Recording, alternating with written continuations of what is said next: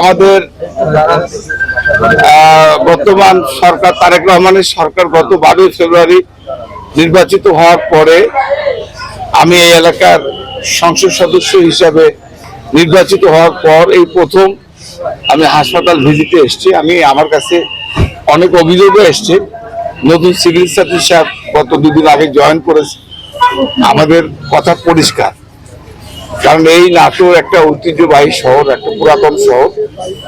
আজ থেকে আমি এমপি হওয়ার আগে নাটোরে এখানে পুরাতন 10 বেডের হাসপাতাল ছিল, যেখানে বৃষ্টি হলে পানি পড়তো, বৃষ্টি পানি রোগীর উপরে। শীতের সময় মানুষ চট দিয়ে, বারান্দার চট দিয়ে শীত নিবারণ করত। সেই জায়গা থেকে আমাদের সরকার এখানে প্রথমে 100, পরে 250 বেডের এই হাসপাতাল বিএনপি সরকারের সময় নির্মাণ।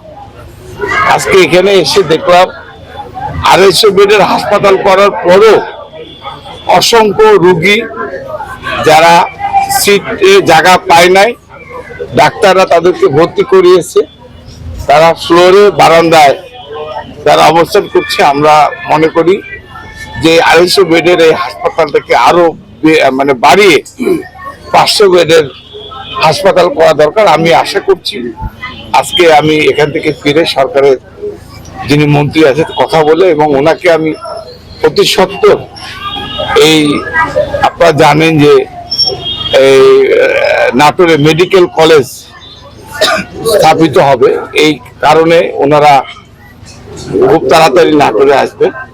আমি তাদেরকে জানাবো। আমি আশা করছি অতি সত্বর হাসপাতালের এই 250 বেডের হাসপাতাল 500 বেডে উন্নীত হবে বলে আমি বিশ্বাস।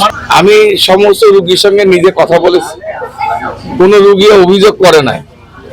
আমি আসলে সত্যি রোগীদের কাছ থেকে জানতে এসেছিলাম যে তাদের চিকিৎসা সঠিকভাবে হচ্ছে কিনা। তারা প্রত্যেকটা রোগী বলেছে আমাদের চিকিৎসা সঠিকভাবে হচ্ছে এবং সবকিছুই তারা ঠিকভাবে পাচ্ছে।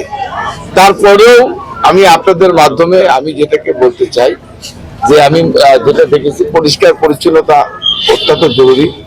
বাথরুমগুলো নোংরা অবস্থা আছে, এগুলোকে পরিষ্কার করা দরকার। খাবারের মান যেটা আছে আরো উন্নত করা দরকার। আমি নতুন সিভিল সার্জন সাহেব আসছেন, আমি তাকে আজকে নির্দেশ দিয়ে গেলাম এই বিষয়গুলি উনি পদক্ষেপ নেবে। আর পদক্ষেপ না নিলে আমরা অবশ্যই জনগণের সরকার, তারেক রহমানের সরকার, জনগণের ভোটে নির্বাচিত সরকার, অবশ্যই যারা কাজে অবহেলা করবে কিংবা রোগীদের চিকিৎসার কোনো অবহেলা অভিযোগ পেলে অবশ্যই আমরা তাদের বিরুদ্ধে ব্যবস্থা করব।